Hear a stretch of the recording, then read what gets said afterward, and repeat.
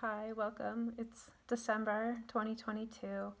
This is going to be a card pull for the full moon on December 7th in Gemini. And welcome to Sagittarius season. I went ahead and pulled these oracle cards to start the reading. And then I'm going to go ahead and do a tarot pull from my Aquarian Tarot deck. And I've already said my prayer that this be in the highest good of all that tune in, and may we hear the message that we need moving forward. And I've spent a little bit of time with these cards prior to starting the recording. And I don't know if you can see the gold, but what we have is the Seeker, self-love, and higher perspective. And I really feel that those couldn't be more appropriately pulled cards at this time. The energy's been really violet, like very edgy, very...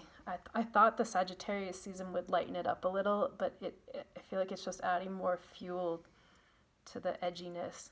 And it's not to say that there aren't magical things happening, and incredible alchemical transformations occurring, but there's also this kind of weight and grit, and like it just feels like almost a gravity, which is very antithetical to Sagittarius is normally this lighthearted, free spirit, just playful, light energy. So there's a lot going on. I'm not going to get into all the astrology, but I did want to I was feeling inspired to do a card pull for this full moon. I think I'm also going to do one from the solstice to the equinox. And I apologize, I haven't done this for a while. I think it was actually midsummer, the last one I did. So it's been quite the year. It's pretty incredible to think that the year is coming to an end. It went by in the blink of an eye, and yet so much also happened at the same time. So back to the card reading. I'm actually going to read out of the guidebook because the guidebook's pretty significant what it has to say. But before I do that, just looking at some of the themes and symbols, the self-love card catches my eye right away. There's an ocean in the background. There's a circle, which to me represents the center and the heart, in a downward facing triangle, which to me also represents feminine energy going down and in.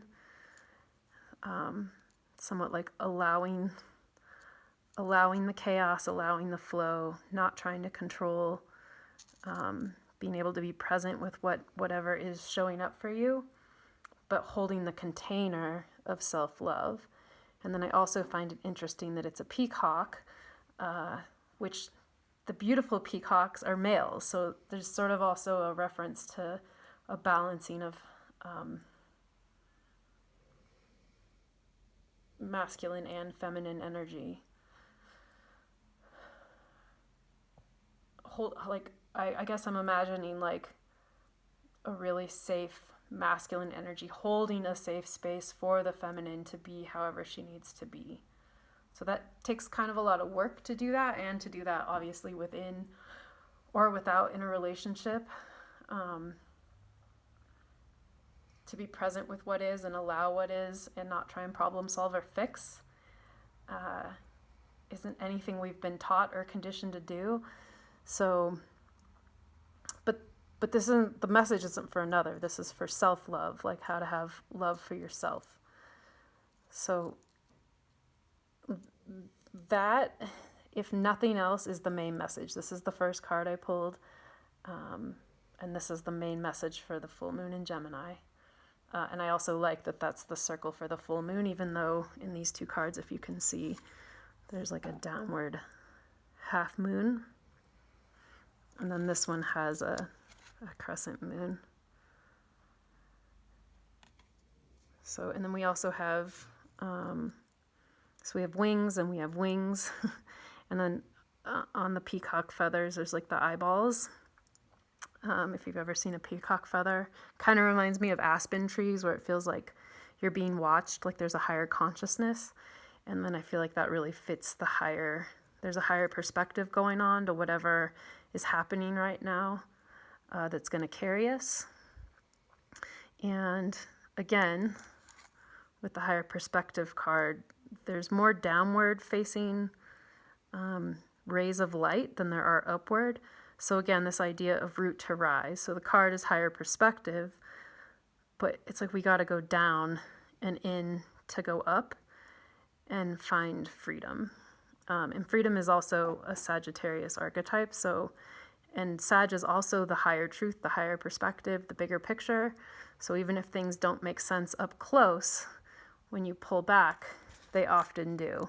It's kind of like a weather pattern, like with tornadoes. It seems like chaos until you can have enough data to actually see the pattern within the chaos. So I feel that's really appropriate for a Gemini full moon too, because Gemini is the opposite polarity of Sag, and it's the here and now. It's the immediate right in front of your face.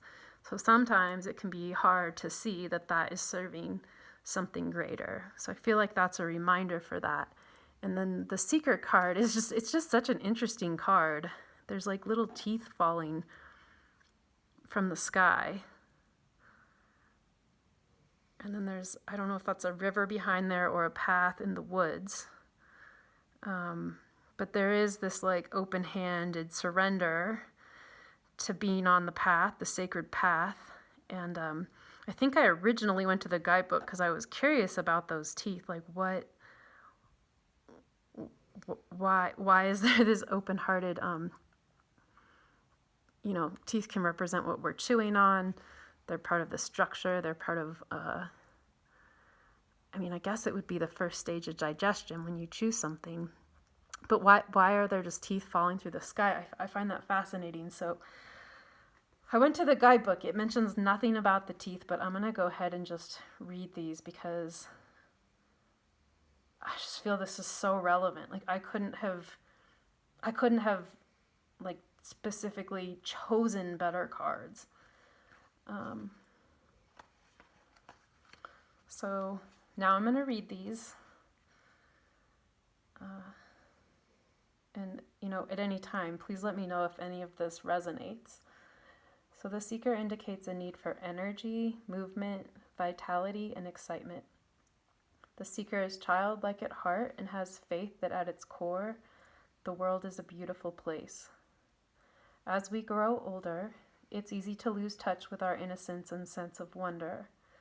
We have responsibilities, stressful home and work environments, external pressures, physical sensitivities, and dis-ease. In the end, we get locked into a survival mentality and we don't know how to break free. Isn't that interesting? We don't know how to break free. And then this card okay. The Seeker's message is one of reclamation. It's not so much about ridding yourself of the stress, but remembering your essence. That's so highlight, underline, highlight, underline. I'm going to read it again.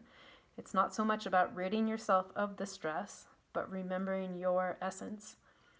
Slowly nurture your sense of wonder to all that is around you. You may feel silly at first, but keep working on it to balance out the negative.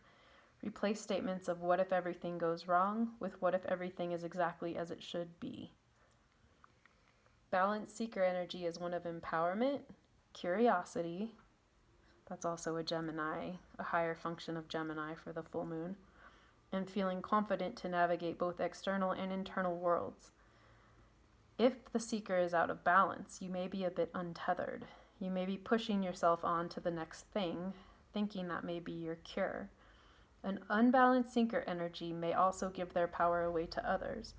As Seekers, we must remember that we are gathering experiences and wisdom for growth, not because we believe it's a prescription to fix our perceived issues. So just let that soak in.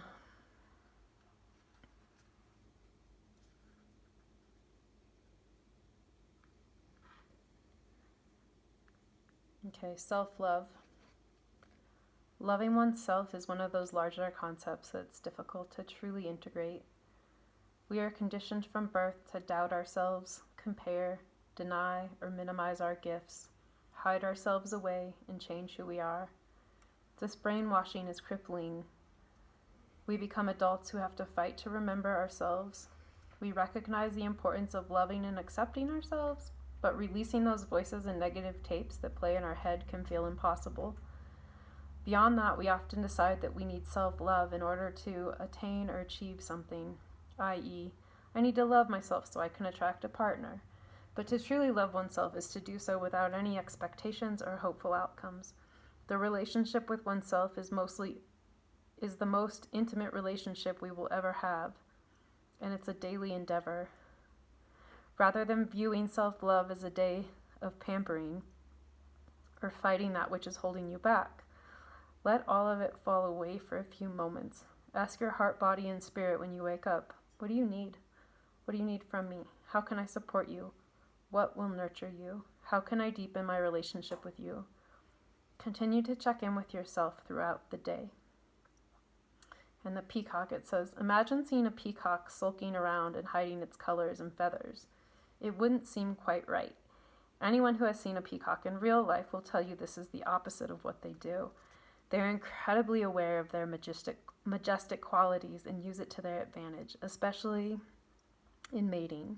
The peacock invites you to unearth the beauty and unique aspects of self that have been hidden away. Peacocks are not yet born with their colorful feathers.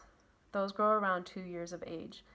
But for humans, it's the opposite. We're born in perfection, but it's life that conditions us to forget it.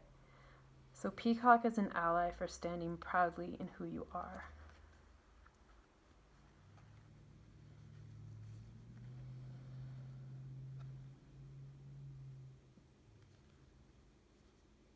Okay, and then higher perspective. As people who do their internal and spiritual work, we are less likely to be bogged down by drama or reactiveness that we know doesn't truly matter. But being human means that there are times where we can't help it. Sometimes it's easy to stay in a higher perspective and see all the moving pieces as they truly are. But sometimes life and the people around us are very good at sucking us into the space of limited vision. This card is asking you to see whatever situation you are experiencing resistance with from a higher vantage point. And then the animal spirit is hawk.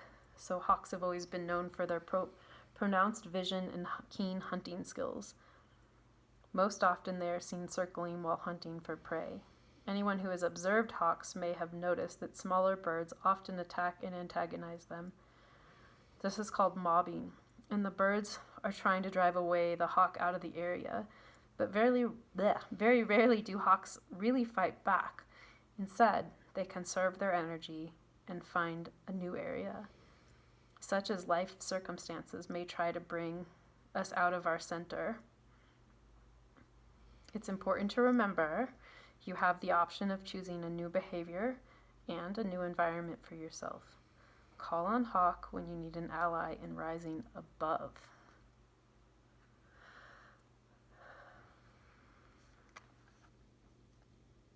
So that is the message for the full moon on December 7th.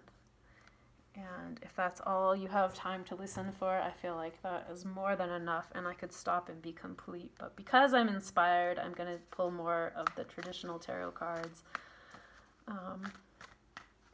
Just asking what we need to know from this full moon to the next new moon cycle a few weeks later.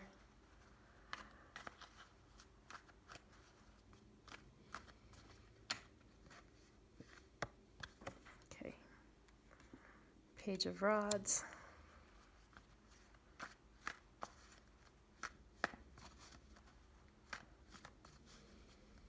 More transformation. The blank face with the feather on the hat. For some reason I laid that down over the higher perspective card. So there's some sort of message coming that also relates to transformation and creation.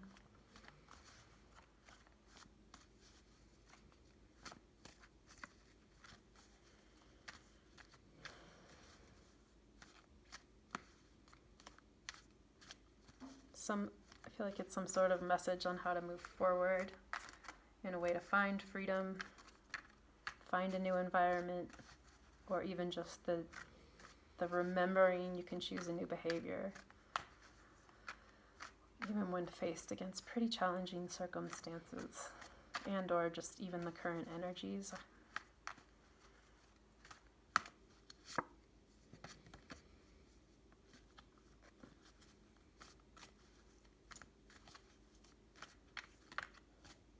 I also like that the blank faces, you know, when you look at the face of the moon, and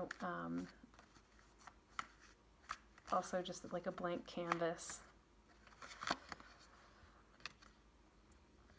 Okay, the Tower card also came out. So something that was, there's sort of this shock moment happening.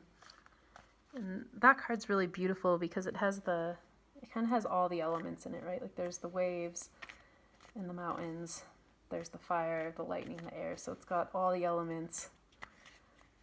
It looks like the tower is made of wood. And so reality as we once knew it is having this moment where it's collapsed. Maybe what was working for us is no longer working for us. Be that a living situation, a relationship, a job, maybe even just the way we're approaching those around us.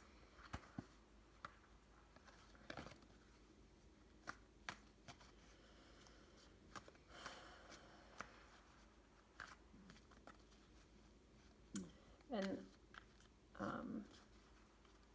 it can seem scary, like to pull the tarot or pull the Tower card or have like a tarot or a tower moment. They can be a bit traumatic or unexpected. So it's always weird to pull a card that is alluding to this happening in an unexpected way, but I just want to be a reminder that it can be like a really great catalyst for what needs to die, for change, for necessary change to happen. And I had experience like this over Thanksgiving where it seemed kind of like a highly dramatic, unpleasant situation, but what came out of it actually was really good. So, and with that, the Empress. It's interesting that I'm laying these this way, but that's just how it's coming to pass. So I almost think too this is the order back to the new moon. And as we seek. So the Empress is, as you can see, there's the Venus symbol right there, very Venusian, very Goddess Mother Earth. So I feel like this is a message also to remember when this moment is happening, if it has happened, if it's coming, when you're in the midst of it, to remember to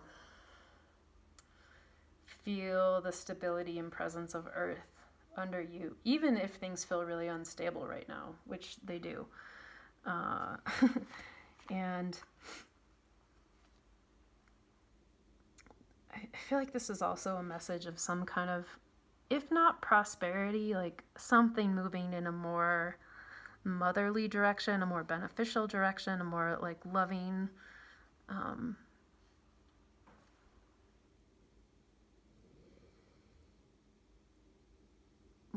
what am I trying to say here?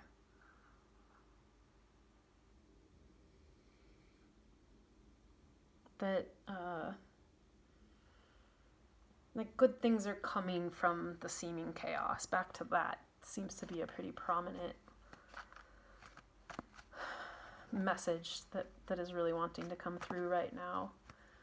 So I feel like that's also part of the message trying to come through, is that if you can let the chaos be chaotic, it will reorder itself. Whereas the more you try and control the chaos, the more chaos will be created from that.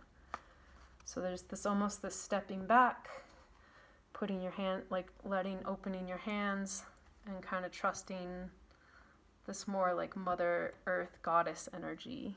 And yet, again, you know, there's the earth, there's the wheat, but then I love this crown of stars. There's also a connection to like a divine essence, which is also what this card underneath it was saying, was that come back to your essence.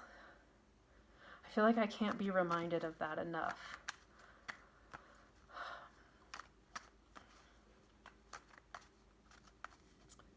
I don't know how many of you know human design or don't know it, but mine is to follow the inspiration. And there's just been too much going on for me to and I haven't been in the right space to pull cards, like internally or physically.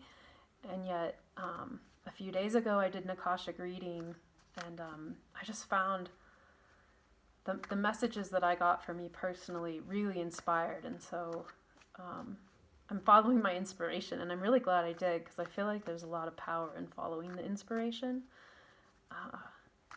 which Venus is what we love and value.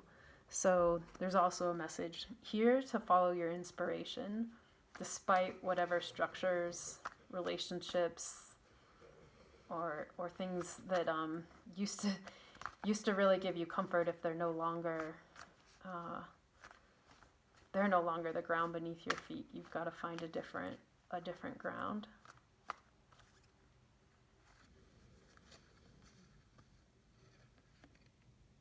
And create it. 8 of Pentacles.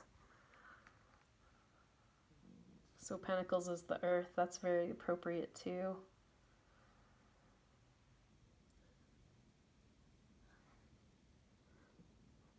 I think he just has like tools in his pocket, but they look like little mushrooms to me. And then his cap looks like an octopus cap. So I guess my brain is just off in a more magical place right now. But how can you create from the inspiration and rebuild what's been lost in a way that furthers your evolution and freedom? Whew, this is really powerful. I'm just feeling into if there's anything else there. Okay, and then with that card also came out the magician reversed. So that's a warning to not abuse power. So you want to create from the inspiration, but don't want to use power in a way that's going to hurt or harm anyone else, or like don't create something that is going to hurt someone else. Don't prop yourself up at the expense of someone else. And this could also be a warning of watch out for this in your external reality too. We want to listen to the message from the Page of Rods, but not the Magician reversed. And that's over the Tower card too. So just be careful that you're not creating something with a destructive energy, if that makes any sense.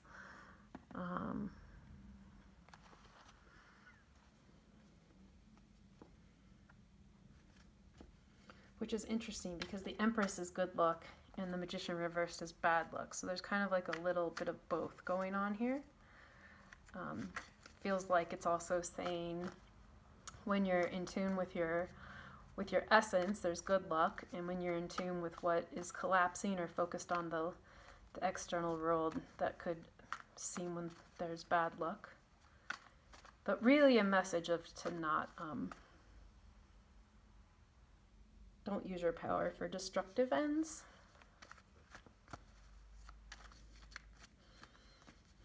Which we all could be careful of during Sag season.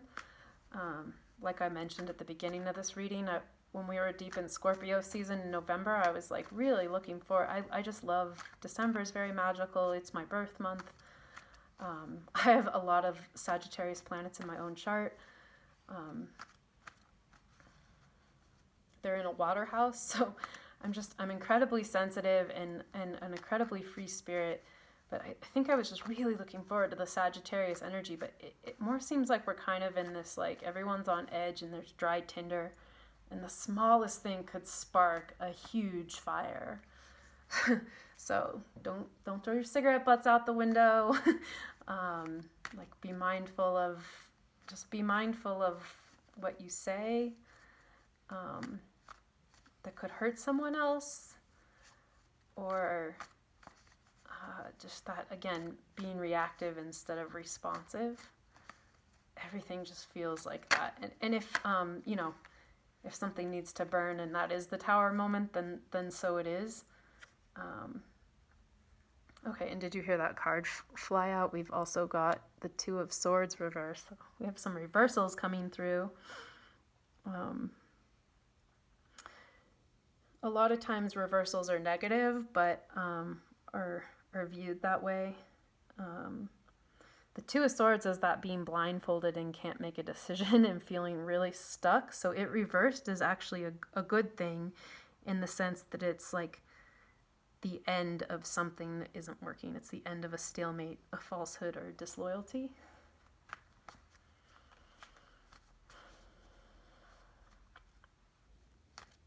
So that's interesting that came out while I was talking about, like, be mindful of what you're destroying, but also with the Tower card, it's like, let what needs to die, die, and then rebuild what needs to be rebuilt with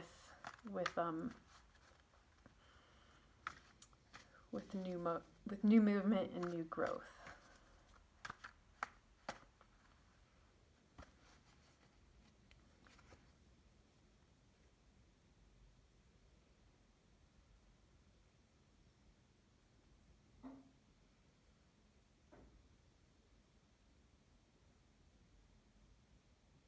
Okay, then we've got another reversal, the Wheel of Fortune reversed. The only thing is, it's like hard to see the card. It's hard to like just get a good look at the card.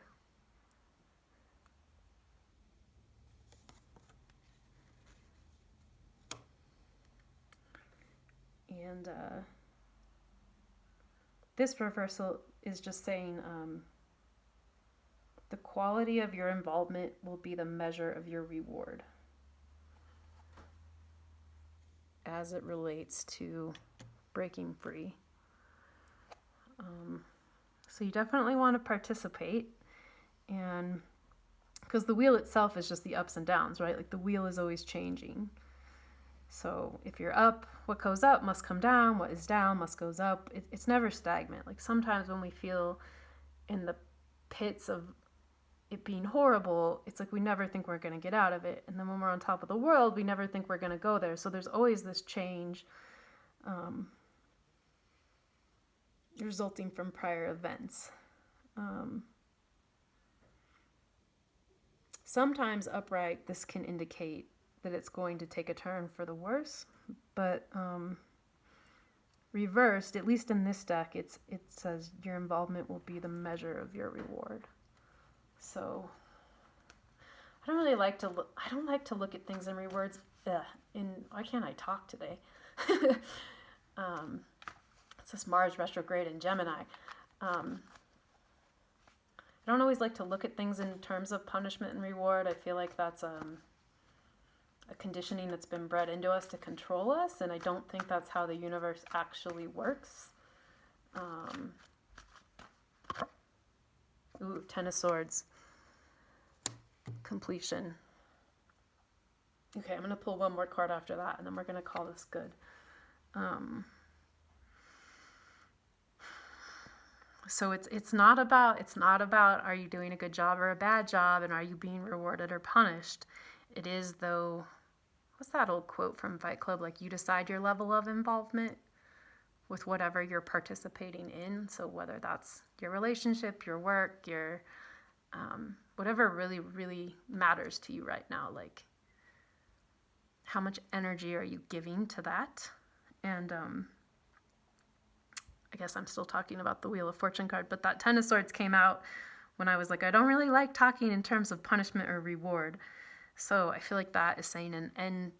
There's like an end to old conditioning. And I mean, that card is just tragic, right? Like, ow, kind of like face first, stabbed in the back. It hurts, but it's also like a very strong indication of like 10 is the completion.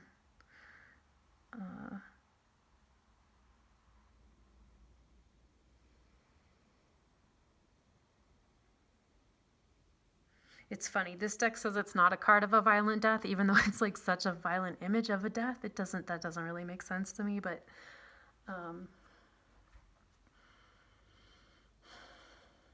it just feels like this full moon is closing out something that's really not serving us. And you know, sometimes with the Tower card there is suffering, and you know, often when something dies, be it like a physical death or a metaphorical death, I mean, even if it's something good, there's grief there. So there's just this message. There's just this message to really let go. And swords are mental too. So this is like a mental anguish. Can you let go? Can you let go? Can you put an end to the mental torment? And again, I love the earlier message of come back to your essence. So, right, here's the last card that came out, the Three of Pentacles.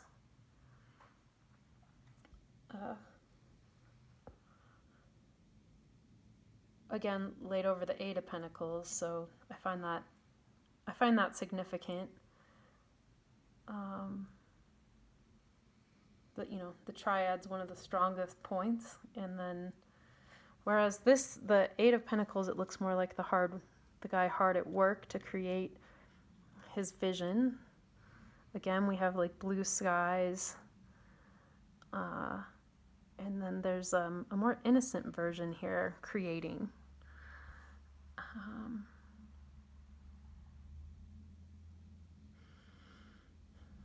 Pentacles is again the earth, and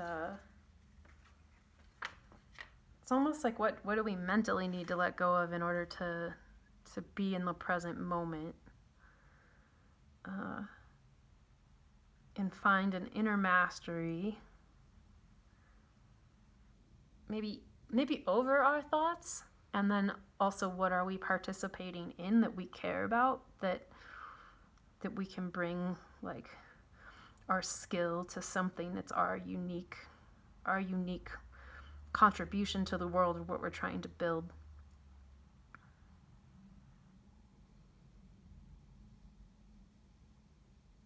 As it relates to, again, following our own internal thread of inspiration. So if that resonates for you, run with it. If it doesn't, if none of this, like, take what you like and leave the rest.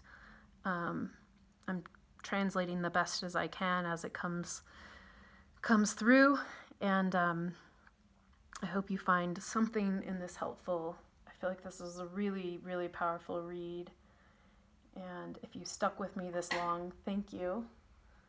Something just fell in the kitchen. That was weird. Confirmation. Carlos Castaneda always says that, like, when you hear things like that, it's like the universe confirming. Do you hear that? I don't know if my microphone can pick that up. Let's see. Let's just pull an oracle card to end with.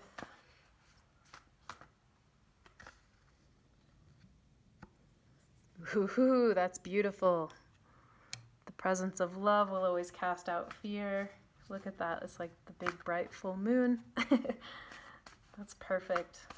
Again, that comes back to the self-love. It's in the same position of the self-love. So as much of a trope as love yourself has become, it like really, you know, what would someone that loves you do? Like when you're hurting, when you're struggling, when you're freaking out, when you're up against the wall, when you're in pain, when you're stressed out, like maybe you're lucky enough to have a partner that does all and says all the right things, and maybe you're not. And like, how do you do that for yourself? And how do you bring that love, even to the fear, right? Like there's even power in admitting you're afraid, of just saying, I'm afraid, and not doing anything about it, and just bringing that presence to that. And this kind of says cast it out like it's bad, but I really don't think it's about casting it out. It's about, we call this presence over problem solving. And then again, it comes back to that allowing. There's power when you just allow someone to be who they are. Like they feel that, they recognize that. There's unconditional love in that. The key to prayer is to forget what I think I need. So there's a little element of, there's a full moon there. That the flower is opening when, it's like we're not praying for what we want. We're praying for, not like, hey God, can I have or universe, higher power, whatever your connection is. Like, I really need a PlayStation, right? Like, it's not about that. It's about, kind of, again, surrendering to this bigger, higher perspective.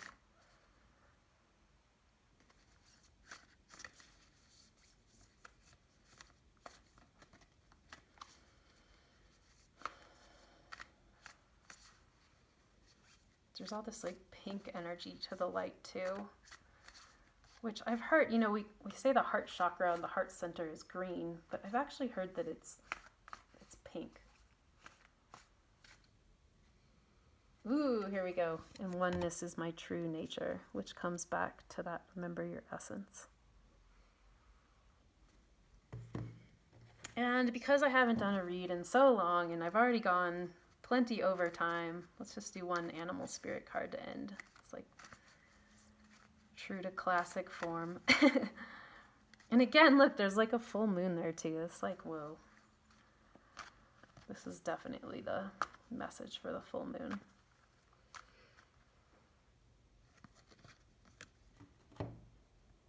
Oh.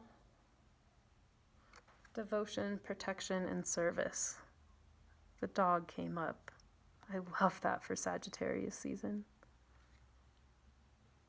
Look, there's another all-seeing eye to the blindfold, the internal vision. That's a really like beautiful painted card. He's got eyes on his collar. Look at that dog. The message on these is on the back, so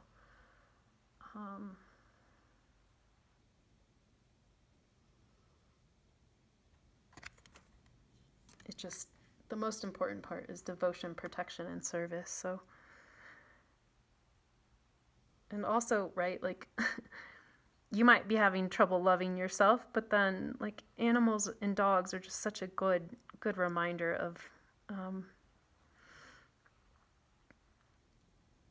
they just love you no matter what. Like no matter what. They're just these loyal servants. So if you have your dog, get him an extra special treat or any of whatever kind of pet you have, and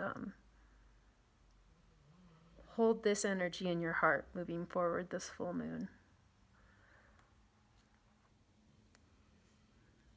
May you be blessed.